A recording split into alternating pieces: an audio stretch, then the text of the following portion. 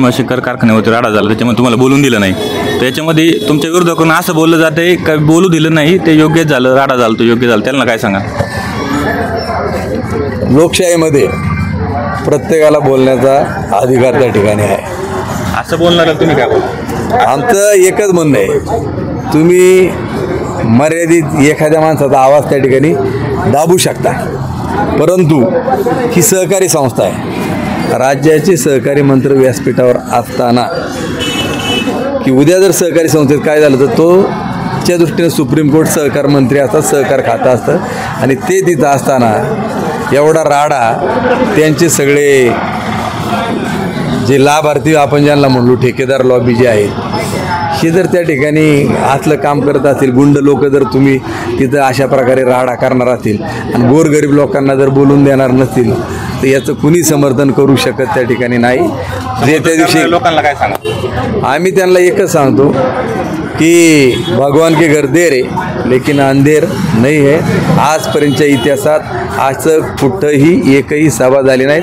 मी आपणाला सांगतो की छत्रपती कारखाना आहे, भवानीनगर, सोमेश्वर कारखाना आहे, माळेगाव कारखाना आहे. या कारखान्यांची सभा चालू झाल्यानंतर सभा कशावर असते, तुमचं बॅलन्स शीट असेल, लोकांच्या काय अडचण का सभासदांनी विचारायचं आणि समोरच्यांनी उत्तरं त्या ठिकाणी द्यायची. हे काही व्यक्तिगत भांडण नाही. हां, कोणाला काय बोलू द्या ना, तुमच्याकडे सगळे तुम्ही उत्तर देऊ शकता ना त्याच्यात.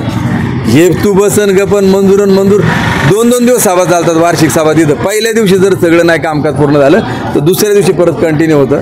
आमचं ते म्हणणं होतं, आम्हाला काय म्हणणं मांडायचं होतं, यांना काय म्हणणं मांडायचं, त्यांना बोलून द्यायचं ना. पण एकाला तुम्ही बोलून देत नाही, मंजूर मंजूर मंजूर मंजूर.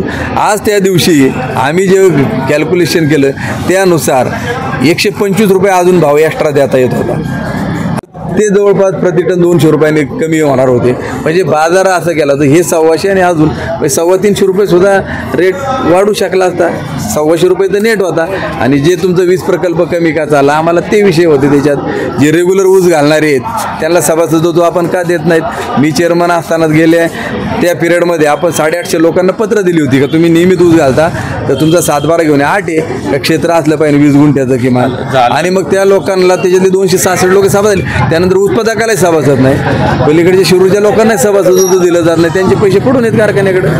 हे विषय होते. झालं ते योग्य झालं असं काय लोक म्हणतात, त्यांना काय सांगता? जे म्हणत असतील तुम्ही त्यांना विचारा, परंतु जे ऊस उत्पादक आहेत तुम्ही जशी माझी बाईट घेतली तर तिथले सभासदांना विचारा, शेतकऱ्यांना विचारा, ते तुम्हाला सांगतील.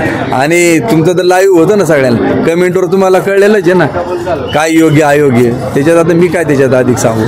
परंतु झाला हा प्रचंड मोठा अन्याय झाला. कारखान्यामध्ये हे केलं. दुसऱ्या दिवशी शरद बँकेची मीटिंग होती तर रातोरात सगळ्यांना आम्हाला पोलिसांकडून नोटा, आणि बँकेच्या मीटिंगला पिंजऱ्याच्या गाड्या त्या ठिकाणी लावायची. मग सभासदांना उचलून आत टाकायची. तर बाहेरचे गुंड कोणी येणार होते तिथं कारखान्यावर आणले होते तुम्ही. मग एवढी कशा करता, तुम्हाला थंडी का हुडहुडी का भरली. पिंजऱ्याच्या गाड्या आणि कार्यकर्त्यांना रात्रीच्या झोपेतून उठवायचे, नोटिसा द्यायच्या आणि तुमच्यावर कारवाई करून कोर्टात केस दाखल करू. तुम्ही आवाज दडपायला बघा. लोकशाहीत असं चालत नाही. अनेक असे किती हे करणारे गेलेत. शेवटी जनता ही ज्याला त्याला त्याची जागा त्या ठिकाणी दाखवते.